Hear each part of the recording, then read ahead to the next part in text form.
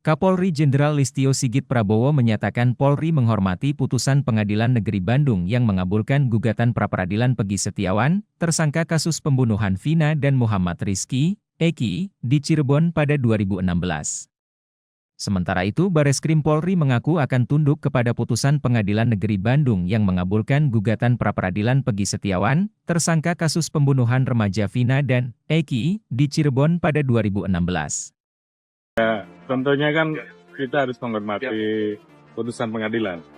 Untuk langkah selanjutnya tentunya akan menunggu hasil lampiran dari keputusan ataupun tembusan dari putusan tersebut supaya bisa ditindaklanjuti. Tentunya itu akan didalami isi dari keputusan tersebut apa, karena ini kan terkait dengan sah tidaknya penetapan sebagai tersangka dan mungkin hal-hal lain. Kepada termohon untuk menghentikan penyidikan terhadap perintah penyidikan kepada pemohon. 7. Memerintahkan kepada termohon untuk melepaskan pemohon dari tahanan. Kemudian dilansir dari Kompas.com pada Senin, 8 Juli 2024, Direktur Tindak Pidana Umum, Dirtipidum, Bareskrim Polri Brigjen Juhandani Raharjo Puro mengatakan putusan itu akan menjadi evaluasi. Dan menurut Juhandani, kasus ini masih akan ditangani Polda Jabar.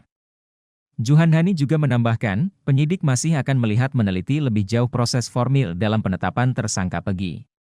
Menurut Hakim, penetapan tersangka tidak hanya dengan bukti permulaan yang cukup dan minimal 2 alat bukti, tapi harus diikuti adanya pemeriksaan calon tersangka yang termaktum dalam putusan Mahkamah Konstitusi. Peggy tentu saja kami sepakati kita akan melihat Polda Jabar tentang penanganan yang sudah ada, walaupun kami sudah asistensi, tentu saja asistensi ini kan menyangkut berbagai aspek pendidikannya, ataupun aspek yang berkembang di masyarakat yang tentu saja kita dalami. Kalau penanganan ini tentu saja masih kita percayakan pada Polda Jabar untuk menangani, karena di sana juga ada penyidik-penyidik. Tentu saja kita dengan apa yang menjadi putusan hari ini adalah putusan yang wajib hukumnya kami penegak hukum tunduk dengan putusan yang sudah ada.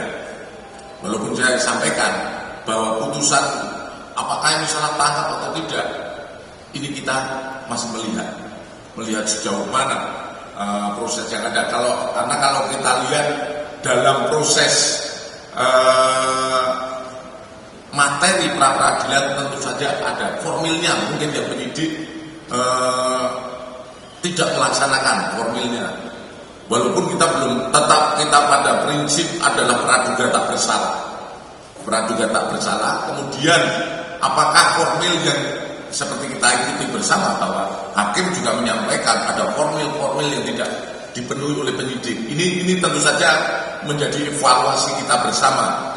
Kita juga melihat evaluasi terhadap penyidik-penyidik yang ada, bagaimana proses itu.